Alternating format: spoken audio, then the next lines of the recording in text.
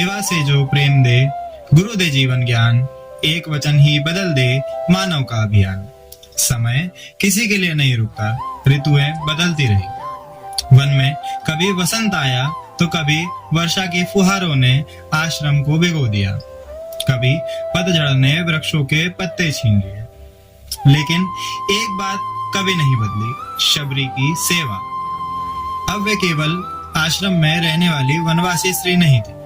प्रातः ब्रह्म मुहूर्त में उठना, आंगन बुहारना, गौशाला की सेवा करना, यज्ञ के लिए जल भर लाना, गुरुदेव के लिए आसन पर पुष्प सजाना, सब उनके लिए कार्य नहीं था, यह उनकी आराधना थी।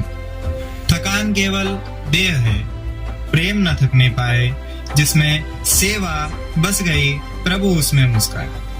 एक दिन कुछ शिष्यों ने मतंग ऋषि से विनम्र होकर पूछा, गुरुदेव, शबरी ने न वेद पढ़े हैं न शास्त्र, फिर भी आप उन्हें इतना स्नेह क्यों करते हैं? मतंग ऋषि मुस्कुराए। उन्होंने 2 घड़े मंगवाए, एक स्वर्ण का, दूसरा साधारण मिट्टी का। बताओ, प्यास बुझाने का काम कौन करेगा?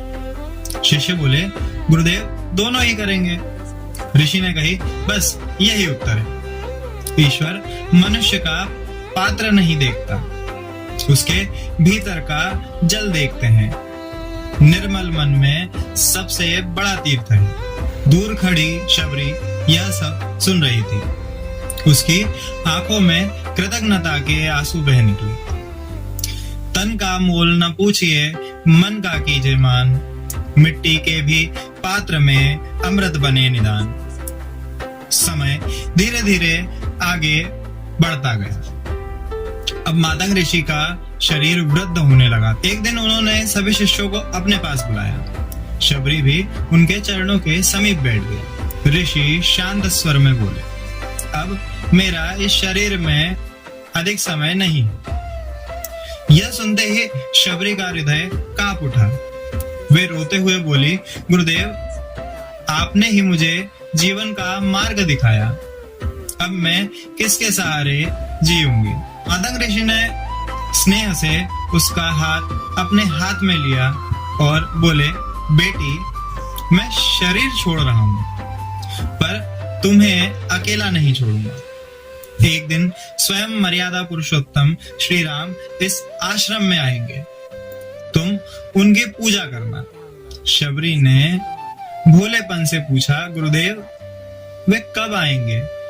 ऋषि मुस्काए, यह मत पूछो कि कब आएंगे, इतना विश्वास रखना कि अवश्य आएंगे। यह वचन शबरी की पूरी साधना का आधार बन गया। तिथि न दी न काल कहा, केवल दिया विश्वास, गुरु वचन की छांव में बीता जीवन श्वास। कुछ ही समय बाद मतंग ऋषि योगाग्नि में लीन होकर ब्रह्म में विलीन हो गए।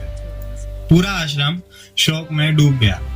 शिष्य एक एक कर दूसरे आश्रमों की ओर चले गए। धीरे धीरे आश्रम सूना पड़ गया और एक व्यक्ति कहीं नहीं गया, वह थी शबरी। सबने कहा, अब यहाँ कौन आएगा? शबरी मुस्कुराकर बोली, मेरे गुरु का वचन आएगा। उस दिन से उनका जीवन केवल प्रतीक्षा बन गया। प्रतिदिन ब्रह्म मुहूर्त में उठना, आश्रम बुहारना, राम के आने का मार्ग साफ करना, वन में मीठे बेर चुनकर लाना और दिन भर आश्रम के द्वार की ओर निहारते रहना। कोई भी पथिक दिखाई देता तो उनका हृदय धड़क उठता, लेकिन अगले ही क्षण वे मुस्कुरा देते। शायद कल राम आए। यही शबरी हमें जीवन का सबसे बड़ा सत्य सिखाती है। आज मनुष्य परिणाम जल्दी चाहता है। वह पूछता है, इतनी मेहनत करी फिर भी सफलता क्यों नहीं मिली? इतनी प्रार्थना करी फिर भी भगवान ने मेरी नहीं सुनी।